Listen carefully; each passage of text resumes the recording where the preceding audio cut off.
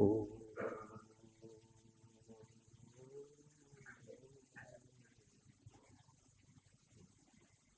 मंगलमय मंगलकरण वीतराग विज्ञान नमो ताहि जाते बने अरविंदादिमगम जो विद्यादि सागर सुधी जो विद्यादि सागर सुधी गुरु हैं हितैषी शुद्धात्म में निरत नित्य हितोपदेशी वे पाप ग्रीष्म ऋतु में जल गए सयाने पूजूं के सतत केवल ज्ञान पाने पूजूं के सतत केवल ज्ञान पाने। बोले भगवान महावीर स्वामी की, आचार्य कुंद कुंद स्वामी की, आचार्य गुरुवर विद्यासागर मुनि महाराज।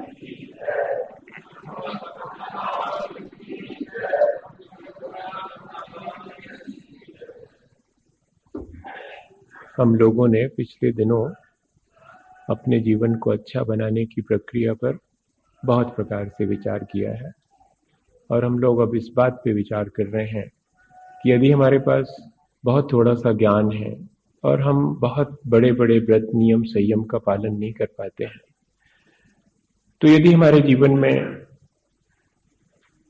भक्ति भगवान के प्रति ठीक ठीक हो तब भी हम अपने जीवन को अच्छा बना सकते हैं। शॉर्टेस्ट यदि कोई वे है, एक बहुत सीधा सच्चा सा रास्ता है, तो वो यही है कि मैं भगवान के प्रति अपनी भक्ति अपनी श्रद्धा को निरंतर बढ़ाता जाऊं। भगवान की भक्ति, विशेष रूप से वीतरागी भगवान की भक्ति, जिनेंद्र भगवान की भक्ति हमारे जीवन को स्वाधीन भी बनाती है। पिछले दिनों हमने बहुत प्रकार से भक्ति पर विचार किया है और कब तक शायद पूरे जीवन भी हम भक्ति पर विचार करें तब भी हम नहीं समझ पाएंगे कि सचमुच ये श्रद्धा और भक्ति की भाषा कैसी है। आचार्य भगवंतों ने लिखा हुआ है कि आत्म के अहित विषय कषाय इनमें मेरी परिणति न जाए, मैं रहूं आप में आप लीन, सुख करूं हो जो निजाधीन। भक्ति करते समय हमारे अंदर क्या भावना है कि मैंने आज तक अपने जीवन में अनुभव किया है कि ये विषय कषाय मुझे दुख पहुंचाते हैं, भगवान कुछ ऐसा करें। मैं आपके दर्शन करके आपके प्रति अपनी श्रद्धा व्यक्त करके सिर्फ एक ही भावना आपके चरणों में भाता हूं कि मैं अपने आप में लीन हो सकूं और निजाधीन यानी कि स्वाधीन हो सकूं। संसार में स्वाधीनता या स्वतंत्रता ही सुखदायी है, ये सब जानते हैं। कोई किसी के पराधीन नहीं रहना चाहता, कोई किसी का स्वामीपना पसंद नहीं करता, लेकिन हर व्यक्ति दूसरे पर अपने स्वामित्व को आरोपित करने की भावना जरूर रखता है, जबकि वो स्वयं भी कोई व्यक्ति उस पर अपना स्वामित्व आरोपित करे तो उससे बेचैन हो जाता है। लेकिन यदि हम अपने ऊपर ही अपना अधिकार रखें तो ये जो स्वाधीनता है वो ही हमें सुख पहुंचाएगी। पराधीन सपने हूं सुख नहीं, पराधीनता में सुख नहीं है। भगवान से हम, उनकी भक्ति से हम अगर कोई चीज चाहते हैं, कोई भावना रखते हैं, तो एक ही भावना है कि भगवान ये संसार की पराधीनता मिटे और मैं स्वाधीन हो सकूं, अभी तो मैं क्रोध के अधीन हो जाता हूं और अपने हाथ से अपने संबंध बिगाड़ लेता हूं। जब जब मैं मान कषाय के अधीन हो जाता हूं तो दो लोग एक साथ रह नहीं पाते। जब माया कषाय के अधीन होता हूं तो मैं दूसरे पे विश्वास नहीं कर पाता, ना दूसरा कोई मेरे ऊपर विश्वास करता है। और जब जब मैं लोभ के अधीन हो जाता हूं तो मुझे सैकड़ों प्रकार की उपलब्धि हो जाने के बावजूद भी तृप्ति नहीं होती। ये मेरी कषायों की अधीनता मुझे निरंतर यहां दुख पहुंचाती है। भगवान मैं कैसे करूं जिससे कि मैं स्वाधीन हो सकूं। तो भगवान तो आकर के स्वाधीन करेंगे नहीं, पर उनके माध्यम से हमें स्वाधीनता का उपाय तो मिल गया। इन सब चीजों की अधीनता यदि हम छोड़ दें तो हम तो स्वाधीन हैं। स्वाधीनता के लिए कोई अतिरिक्त प्रयत्न और पुरुषार्थ करने की आवश्यकता नहीं है। पराधीनता के जो कारण हैं उनसे हम बचना शुरू कर दें तो हम स्वाधीन तो हैं ही, वो तो हमारी स्वाभाविक स्थिति है। ऐसा यदि हम भगवान की भक्ति के दौरान और भावना भाएं, ऐसे हम अगर विचार भगवान की भक्ति के समय करें कि हमारे जीवन में स्वाधीनता आए, और फिर हम जब भगवान की भक्ति कर चुके तब भी और बाहर आकर के भी हम उसी स्वाधीनता का स्वाद भी लें। हम भगवान के चरणों में जो भावना भा के आते हैं, हम बाकी जो हमारा अपना कार्य क्षेत्र है, जो हमारा फील्ड है जिसमें कि हमें 24 घंटे बिताना है, वहां कौन कौन सी चीजें हैं जो हमें पराधीन कर देती हैं, उन सब से हम बचने की कोशिश करें। हम दूसरे की पराधीनता से बचने की कोशिश करते हैं, लेकिन मेरे भीतर के मेरे परिणाम मुझे कहां कहां पराधीन कर देते हैं, इस बात को हम भूल जाते हैं। और अगर अपने ही परिणामों से, अपने जीवन में आने वाली पराधीनता से हम बच जाए, ये जितने भी काषायिक भाव हैं वो सब मुझे पराधीन करते हैं, मैं इनको पहले जीतूं। मैं बाहर से स्वतंत्र होने के लिए तो बहुत पुरुषार्थ करता हूं, लेकिन अपने अंतरंग परिणामों की पराधीनता से मुक्त होने की भी कोशिश करो। प्रभाकर ने स्वतंत्रता के बारे में 2 बहुत अच्छे चित्रण लिखे, मैं कल देख रहा था। वो कहते हैं कि मैं जंगल में गया और वहां मैंने देखा कि वृक्षों पर बहुत बंदर और उछल कूद कर रहे हैं। कोई बंदर किसी की पूंछ पकड़ के खींच देता है, कोई बंदर किसी को जो है वो धक्का देकर के आगे बढ़ जाता है, तो कोई किसी के कान उमेट देता है, तो कोई किसी को गुदगुदी लगा देता है। तो सब मजे में है क्योंकि सब खुले हुए, वे सब स्वतंत्र हैं, किसी पर किसी का कोई दबाव नहीं है, इसलिए अत्यंत प्रसन्न है। लेकिन वे कहते हैं कि उन्हीं बंदरों को मैंने जब शहर में एक बंद गाड़ी में जाते देखा तो मैं चौंक गया। वे उस बंद गाड़ी में हैं और एक दूसरे को तकलीफ पहुंचाने की फिराक में है, एक दूसरे को नोचते हैं, खरोचते हैं। अगर बेटा जो है माँ का दूध पीना चाहता है तो माँ उसे काट देती है, उसे दुत्कार करके हटा देती है। मैंने उन बंदरों को जंगल में देखा और मैंने उनको एक बंद गाड़ी में देखा, मुझे दोनों में बहुत जमीन आसमान का अंतर लगा। तब मुझे समझ में आया कि स्वाधीनता आनंद देने वाली है, ये जो पराधीनता है वो कष्टकारी है। इतना छोटा सा उदाहरण है और हम अपने जीवन में इससे मैसेज ले सकते हैं। हम खुद देखते हैं इन चीजों को कि जितने हम पराधीन होते चले जाते हैं, हमें लगता जरूर है कि ये सारी चीजें हमारे पास होंगी तो हम सुखी होंगे, लेकिन जितनी हमारी लोलुपता है वो हमें जितना पराधीन करती है उससे ज्यादा और कोई चीज पराधीन। एक बार गुस्सा आकर के 5-10 मिनट में खत्म हो जाता है। थोड़ी किसी के साथ छल कपट कर लो तो भीतर भीतर लगने लगता है कि अब छोड़ो नहीं तो पकड़े जाएंगे, सो छल कपट छोड़ देते हैं। अहंकार थोड़ी देर को घेरता है, सो अहंकार के अधीन होकर के और थोड़ा बहुत सम्मान की आकांक्षा कर लेते हैं या दूसरे का तिरस्कार कर देते, लेकिन वो भी ज्यादा देर नहीं चलती। ज्यादा देर चलने वाली चीज है, 24 घंटे चलने वाली अगर चीज है, गुस्सा नहीं चल सकता 24 घंटे। 24 घंटे चल सकता है हमारी अपनी आसक्ति, हमारा अपना लोभ।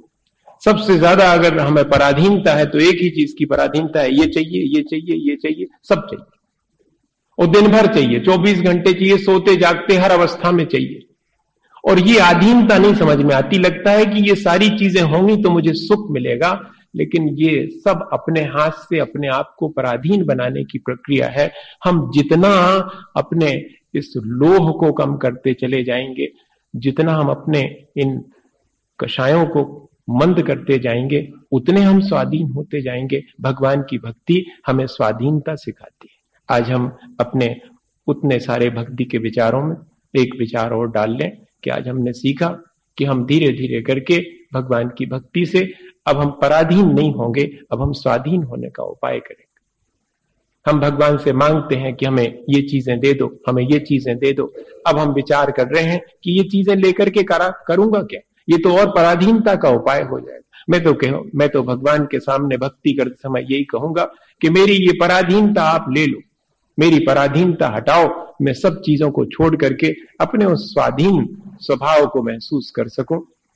ईश्वरचंद विद्यासागर का नाम सबने सुना होगा, वेस्ट बंगाल में वो बहुत बड़े विद्वान माने गए। और एक बार एक स्टेशन पर एक युवक उतरा और वो अपने उसमें था, रोब में था।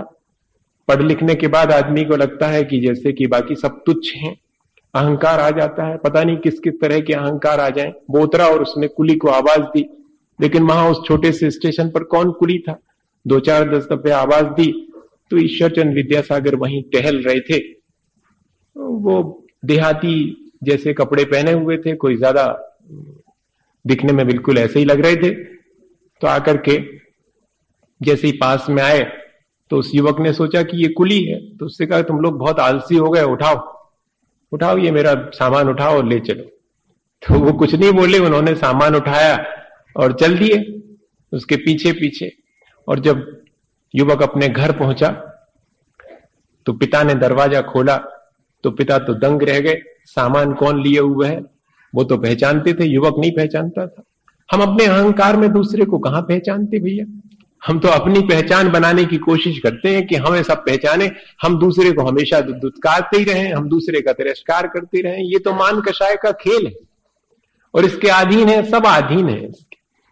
और वो तो पहचान गए, सो बड़े चकित होकर के और उनके पैर छू लिए। जैसे ही पिता ने पैर छुए तो अब युवक के दंग होने की बारी थी कि ये क्या हुआ, मैं तो समझ रहा था कुली है लेकिन ये तो कोई और है।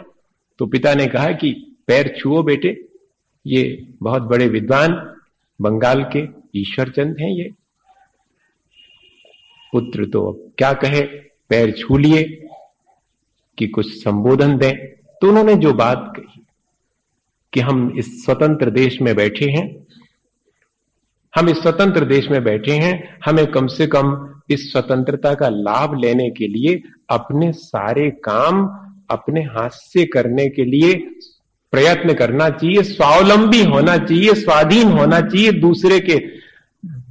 हम 10 नौकर अपने साथ में रखें तो हम सोचते हैं कि बड़े हो गए, लेकिन हम उन 10 पे डिपेंड हो गए एक एक काम के लिए। अपनी कटोरी अपने हाथ से नहीं उठा पाते, नौकर चाहिए उठाने के लिए। अपना हाथ ऐसा करेंगे जब वो पहनाएगा उसमें, अपने हाथ से नहीं पहन सकते, इतनी पराधीनता। लेकिन ये पराधीनता हमें ऐसी मालूम पड़ती कि जैसे बड़ी सुखद है। 4 लोगों के बीच हमें इस पराधीनता का एहसास होते हुए भी हम इसको श्रेष्ठ मान लेते हैं। भैया भगवान की भक्ति करने के बाद भी अगर हमने अपने संसार में ये सारी पराधीनताएं जोड़ के रखी तो फिर भगवान की उस स्वाधीन और उस स्वाभाविक स्थिति से हमने क्या मैसेज लिया। अब हम जाकर के कल से जब भक्ति करेंगे तो जरूर ये विचार करना चाहिए कि भगवान आपने तो सारी चीजों को से मुक्त होकर के अपनी स्वाधीनता हासिल कर ली, मैं तो उन्हीं चीजों को जोड़ जोड़ करके सोचता हूं कि मुझे कोई सुख मिलेगा, कैसे मिलेगा मुझे। अब मैं आपके जैसे ही स्वाधीन बनने के लिए प्रयत्न करूंगा। चित्ते कुर्बन। वादिराज महाराज, आज अपन ने बहुत सारी वादिराज महाराज की भक्ति से सीखी हैं बहुत सारी बातें। आज 2 पद और बाकी बचे हैं। एक पद में आचार्य भगवंत कह रहे हैं, चित्ते कुर्बन निर्वधि सुख ज्ञान दृग्वीर रूपम देवत्वाम या समय नीमा दादरेण स्थिवीति श्रेयो मार्गम सखलु सुकृति तावता पूरेत्वा कल्याणा नाम भवति विषया पंचिदा नाम। भगवान हम अधिक क्या कहें, आपकी भक्ति से तो हमें अरहंत पद की प्राप्ति होती है। कल्याणा नाम भवति पंचिता नाम, 5 कल्याणक को प्राप्त करके तीर्थंकर पद को भी प्राप्त किया जा सकता है। ऐसी सर्वोत्कृष्ट स्वाधीनता हे भगवान आपकी भक्ति से, एकमात्र आपकी, एकमात्र कह रहे हैं और दूसरी चीजें नहीं कह रहे। श्रेयो मार्गम सकलु सुकृति तावता पूरित्वा कल्याणानाम भवति विषया पंचधा पंचिता। एकमात्र पांचों कल्याण की क्षमता को प्राप्त करने वाले अगर कोई आत्मा है तो वो आपकी भक्ति से ही बन सकती है। अनंत भगवान की भक्ति भी, आपको याद है जब अपन 16 कारण भावनाएं पढ़ रहे थे, तब 16 कारण भावनाओं में एक अनंत भक्ति भी तीर्थंकर बनने में कारण है। और वही बात यहां पर वादिराज महाराज कह रहे हैं कि अधिक क्या कहें, आपके जैसी अनंत अवस्था, आपके जैसी स्वाभाविक और आपके जैसी स्वतंत्र स्वाधीन अवस्था हम उतनी ऊंचाई भी पा सकते हैं। भगवान की भक्ति से हम और कुछ ना मांगे, हम तो भगवान को ही मांग ले कि भगवान आपके जैसे बन जावे, इसीलिए हम आपकी भक्ति कर रहे हैं। अनंत भगवान की दो विशेषताएं हैं, वे सर्वज्ञ हैं, सर्वव्यापी हैं, सर्वमान्य हैं। क्या ये क्वालिटी हमारे अपने जीवन में धीरे धीरे करके नहीं आनी चाहिए? सर्वज्ञ होने के मायने क्या है? जो सबको जानते हैं, है ना? लेकिन अपने आप को जाने बिना सब कुछ जान लेना व्यर्थ है। ऐसा कहो कि वे अपने आप को जानते हैं, इसलिए सबको जानते हैं। और मेरी अपनी गाफिलता यह है कि मैं दुनिया भर को जानने के प्रयत्न में हूं, अपने आप से वाकिफ नहीं हूं। मैं अपना आमना सामना करने से कतराता हूं, मैं दूसरे का सामना करने की तैयारी में हमेशा रहता हूं। और भगवान मुझे निरंतर ये कह रहे हैं कि अपने आप को पहचानो। उस अनंत पद को पाने के लिए अपने आप की पहचान होना बहुत जरूरी है। यदि हम ये मैसेज भक्ति के द्वारा, भगवान की भक्ति करते हुए ले लें कि भगवान आपने सारे समाधान पा लिए। सर्वज्ञता का एक और बहुत एप्लीकेबल कहना चाहिए उपयोग है, एप्लीकेबल एक वे है कहना चाहिए कि हम उससे ये भी सीख सकते हैं कि सर्वज्ञ होना यानी सब कुछ जानना वो तो है ही। समस्त द्रव्य की समस्त अनंत पर्यायों को एक साथ युगपत हस्तामलकवत जान लेना, ये तो केवल ज्ञान में सर्वज्ञता की बात है ही। लेकिन एप्लीकेबल क्या है? हम अपने आप को जाने और समाधान पा सके। हमारी जिंदगी में हमने इतने प्रश्न और इतनी उलझनें खड़ी कर ली हैं कि हमारा जीवन कहीं कोई गुत्थी सुलझा ही नहीं पाता है। अपने ही जीवन के समाधान हम नहीं पा पाते हैं, दूसरे के जीवन को समाधान देने के लिए जरूर उत्सुक हैं हम। तुम ऐसा कर लो, तुम्हें ऐसा करना चाहिए, मुझे क्या करना चाहिए, मेरे जीवन में कितनी उलझनें हैं, मुझे कैसे सुलझा लेनी चाहिए, मुझे कैसे समाधान हासिल करना चाहिए। ये प्रयत्न हमें करना चाहिए। भगवान की भक्ति के दौरान ये भावना आए कि अब ज्यादा उलझूंगा नहीं, अब ज्यादा जिंदगी में प्रश्न नहीं खड़े करूंगा, मैं अब जिंदगी में समाधान ढूंढने की कोशिश करूंगा, मैं अपने आप को पहचानने की कोशिश करूंगा। एक चीज तो हम भगवान अनंत की भक्ति से, अगर भगवान के जैसा बनना चाहते हैं तो बनने की शुरुआत करने के लिए तो ऐसे ही करना पड़ेगा। और वे सर्वव्यापी हैं और सर्वमान्य हैं। हम कुछ ऐसा करें जिससे कि हम भी सर्वव्यापी बने। सर्वव्यापी बने मतलब सबके हृदय में रहें। सर्वव्यापी बनने का मतलब ये नहीं है कि सब जगह उपस्थित रहे, नहीं, कोई भी कहीं भी चाहे वो मेरी उपस्थिति को फील कर सके। क्या ऐसी स्थिति बन सकती है? अनंत दो चीजें हैं। हम अपने जीवन को ऐसा बनाएं कि हम कहीं भी रहें लेकिन सब जगह हर आदमी हमें फील करे, हमारी प्रेजेंस को। और इतना ही नहीं, हम भगवान की प्रेजेंस को हर जगह फील करें, कर सकते हैं। हम दुकान में बैठे हैं और भगवान की प्रेजेंस को फील करें तो बेईमानी नहीं कर पाएंगे, मुश्किल हो जाएगा। बेईमानी करते हैं यानी उन क्षणों में हम अपने भगवान को भूल जाते हैं, हम अपने स्वभाव को भूल जाते हैं, ऐसा कह लो। जिन क्षणों में मेरा मन बेईमानी करने का होता है, जिन क्षणों में मेरा मन दूसरे के साथ चीट करने का होता है, छल कपट करने का होता है, लोभ करने का होता है वे सारे क्षण ऐसे हैं जिनमें हमने भगवान की प्रेजेंस को फील नहीं किया। भगवान सर्वव्यापी हैं, सब जगह उपस्थित हैं, मैं फील तो करूं, मेरे भीतर भी है, वही भगवत्ता मेरे भीतर है जैसी कि अनंत भगवान के भीतर। ऐसा यदि हम विचार करें और उनको हर जगह अपने साथ रखें, हमने तो मंदिर तक भगवान को सीमित कर दिया है और हमने तो ताला भी लगा दिया कि देखो हमारे साथ मत आ जाना, तो गड़बड़ हो जाएगी। क्या करोगे वहां बाहर, हमें कितनी दुकान में काम करना रहते हैं और कहां कहां तो घूमना पड़ता, धूप में हमारे साथ कहां घूमोगे, यहीं बैठो, हम आएंगे सुबह, जल भी डालेंगे और अर्घ भी चढ़ाएंगे और पूजा भक्ति भी करेंगे, आप भी खुश अपन भी खुश, क्या को आप इंटरफियर करो हमारे कामों में। हमने उनको वहीं पर सीमित कर दी, जबकि हमें उनकी भक्ति करके उन्हें अपने साथ लेकर के निकलना था बाहर, कि मैं अकेले इस संसार में कहीं भी भटक जाऊंगा, आप साथ में रहना, आप साथ में रहना, आप संभाले रहना। भक्ति में तो यही प्रक्रिया बननी चाहिए। भगवान को हम अपने साथ लेकर के और बाहर निकले हैं संसार के बीच, ताकि हम भटक ना सकें, हमें उनकी प्रेजेंस हमेशा फील होती रहे। यही उनका सर्वव्यापी बना, यही उनका सर्वमान्य बना है। और दूसरी चीज भगवान की एक क्वालिटी होती है, जिनेंद्र भगवान की, कि उन्होंने अपने शत्रुओं को जीत लिया। बताइए, शत्रुओं को जीत देने का मतलब क्या है? कि सारे शत्रुओं को समाप्त कर दिया? शत्रु को समाप्त करने वाला तो अच्छा नहीं माना जाएगा। शत्रुता को जिसने समाप्त कर लिया हो वो अच्छा माना जाएगा। शत्रु यहां कौन है? हमारे भीतर अगर शत्रुता है तो सब शत्रु हैं, और हमारे भीतर अगर मित्रता है तो कोई यहां शत्रु नहीं है, सारे के सारे मित्र ही हैं। हमने अपने भीतर की, भगवान ने शत्रुओं को समाप्त कर दिया, इसके मायने क्या है? कि अब उनका कोई शत्रु नहीं रहा, सब मित्र हो गए। क्या भगवान की भक्ति से मैं ऐसा कोई मैसेज नहीं ले सकता कि मैं दिन भर में कितनी शत्रुता करता हूं या कि मैं कितनी मित्रता रखता हूं लोगों से?